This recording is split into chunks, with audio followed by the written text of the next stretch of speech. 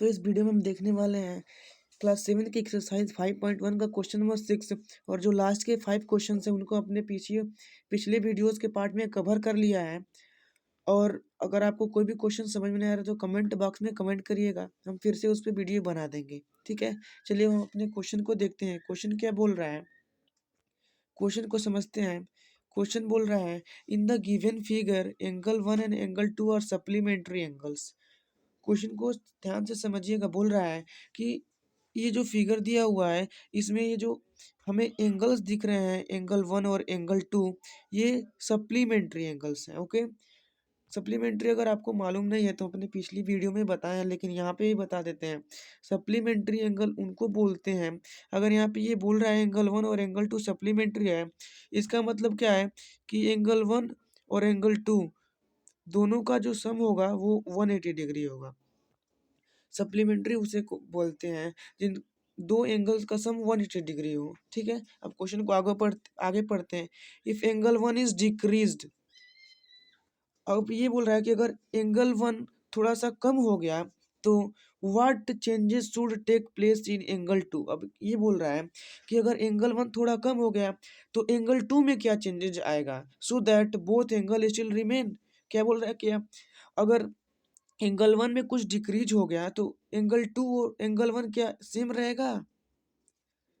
तो हम जानते हैं कि ये दोनों एंगल्स सप्लीमेंट्री हैं। अगर मान लेते हैं यहाँ पे एंगल 1 120 डिग्री होता तो एंगल 2 60 डिग्री होता।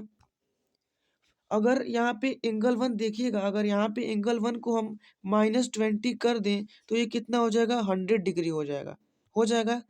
तो यहाँ पे 60 में भी तो कुछ चेंजेस आएगा कि नहीं आएगा। देखिए, अगर 100 का हम सप्लीमेंट्री निकालें तो 100 का सप्लीमेंट्री 80 हो जाएगा, लेकिन यहाँ पे 60 है तो यहाँ पे क्या होगा कि अगर एंगल 1 में भी अगर चेंजेज आ रहा है तो एंगल 2 में भी चेंजेज आएगा।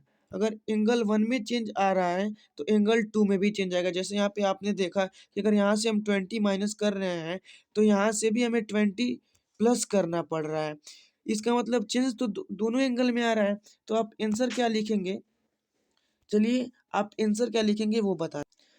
आप आंसर ये लिखेंगे कि if angle 1 decreased by some degrees, इसका मतलब अगर एंगल 1 कुछ डिग्री से कम हो गया then angle 2 will also be increase by the same angle. जैसे हमने देखा कि अगर वहाँ पे एंगल 1 डिक्रीज हुआ तो एंगल 2 इंक्रीज हुआ, वही आप लिखेंगे। If angle 1 is decreased bye some degree then angle 2 will also be increased by the same degree so that two angles will remain supplementary।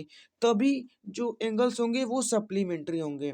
तो क्वेश्चन में ये बोल रहा था कि क्या होगा कि वो दोनों एंगल सप्लीमेंट्री वही सप्लीमेंट्री ही रहेंगे। तो एंगल 1 अगर डिक्रीज होगा तो एंगल 2 इंक्रीज होगा। तो आप आंसर ऐसे लिखेंगे। तो यहाँ पे हमारा क्वेश्चन 6 खत्म होता है। अब अगले वीडियो में हम क्लास 7 को क्वेश्चन 7 को देखेंगे। तब तक के लिए धन्यवाद। अगर आपको ये वीडियो अच्छा लगा हो तो चैनल को जरूर सब्सक्राइब करिएगा और वीडियो को जरूर लाइक करिएगा। चलिए तब तक मिलते हैं अगले क्वेश्चन में।